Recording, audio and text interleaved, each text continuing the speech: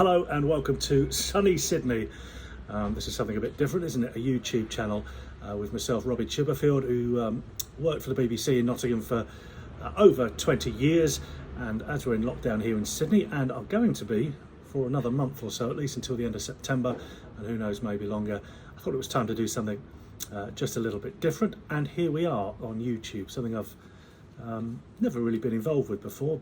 Got in touch obviously via Twitter and Instagram and Facebook and used those social media, but here we are on YouTube, something I've been involved with and looked at over the last month or 6 weeks or so while we've been in lockdown here in Sydney, waiting to get the old vaccination rates up.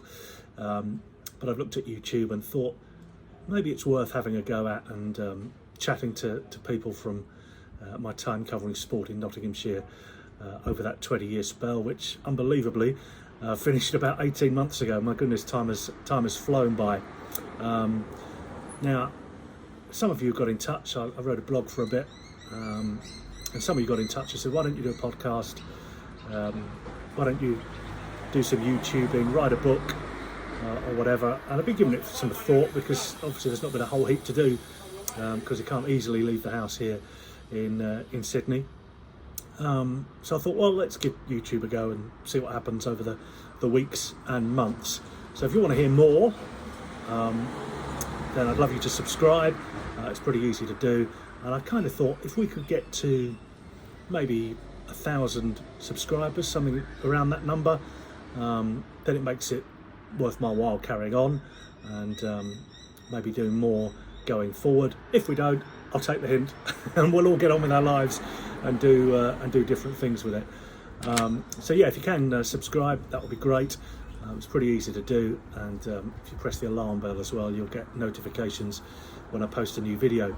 The plan going forward is really to kind of concentrate mostly on the 20 years I was there, rather than the present time, because obviously I'm not at the City Ground every week because I'm here in sunny Sydney. But you might have a question about the 20 years that were there.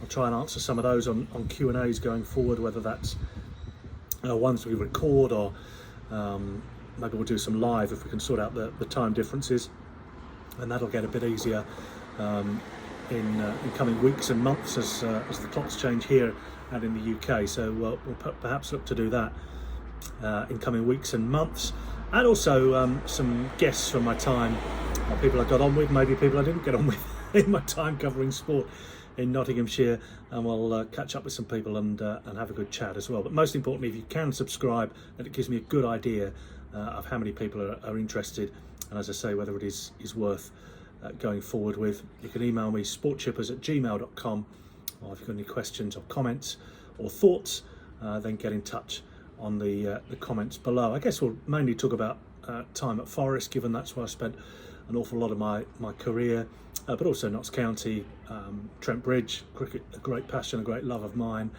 boxing too as well. Covering Carl Froch around the world was always a treat, and something a bit different to do. Got to know Carl well over the years as well. So Q&As, we'll do some lives if I can manage the technology, which was never a forte, but we'll endeavour to make it work, and answer some of your questions as well going forward as well. Long time working in sport for the BBC in Nottingham.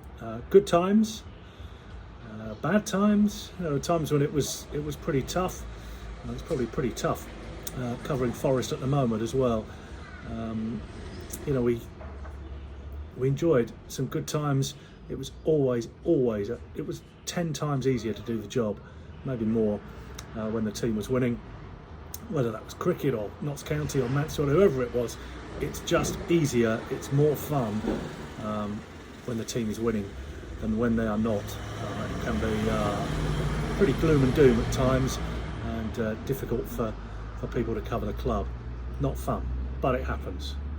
And the other thing that happened quite a lot in my time at Forest was changes in manager. Same the other side of the river as well. I just wonder, just thought has popped into my head, whether I could name the managers I worked under. I used to be able to do it off pat, in order. See if I can do it. You can play along at home. Actually, it started with David Platt, so that was what, August 99 I joined the BBC in Nottingham.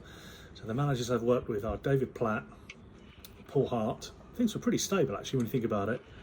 Platt was for a couple of seasons, Harty for a couple of seasons, 3 seasons, and then things started to change. Timescales for managers changed. After Hart it was Kinnear, then to Gary Megson. It swung from fun figure to disciplinarian and back again. So from Gary Megson, Charlie McParland and Frank Barlow, or as I called them once on air, McBarlow and Parland. Didn't even notice. So Charlie and Frank for a bit. Then Colin Calderwood came in the summer. After Calderwood it was Billy Davies part 1. After Billy's first time we went to Steve McClaren. How are you getting on at home? And then after Steve McClaren to Steve Cottrell. After Cottrell, oh well, it was Fowers that changed the Cottrell management. So from Steve Cottrell it went to Sean O'Driscoll, and after Sean O'Driscoll it was Alex McLeish for a month. Then Billy Davies part 2, which was interesting times. You might want to ask a question about that in the comments below. I'll answer what I can. After Billy Davies part 2 it was Gary Brazil for a fairly long spell. I'm not including caretakers, but I included Frank and Charlie, so I'll include Gary Brazil because they were given the job for a longer spell. Then of course it was Stuart Pearce, which was a good time, fun time covering Forest with Psycho in charge.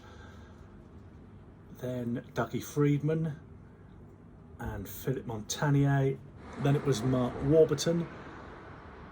He was around till Christmas. Then is it straight to Aitor Karanka? It's bizarre. I can remember the ones going back a long time. It's a bit like FA Cup finals. I can remember the ones going back a long time, but not so much the ones more recently. But yes, it was Aitor Karanka. And then after Aitor, did it go pretty much straight to Martin O'Neill? I think it did. And then from Martin O'Neill to Sabri Lamouchi within about half an hour. And then from Sabri Lamouchi, obviously, on to Chris Hughton. And obviously there's speculation and pressure on Chris Hughton after a poor start to the season. So they're the managers I dealt with over my time at Forest. There'll be plenty more at Notts County. It started with Sam Allardyce and then was Gary Brazil as permanent manager for a bit, and Jockey Scott, and I could be here all day listing the managers. Most of them, both sides of the river, were brilliant to deal with. Really good people, enjoyed my time. Some of them less so. Some people you generally, as in it's the case in life really, you get on with some people better than others, don't you? And that was certainly the case with football managers. Anyway, I've waffled on enough. This is the first video on the Sport Chippers YouTube channel. It may be a short-lived thing, who knows? But if there is a demand for it, then we'll carry on going as long as you and I see fit to do so. So do subscribe. That's the most important thing from my perspective. You can also ask questions in the comments below, or email sportchippers@gmail.com, and I'll answer some of those in the next edition. Thanks for enduring my waffle at the start of this. We'll see what happens in coming weeks or months, but for the time being, thanks for watching and do subscribe.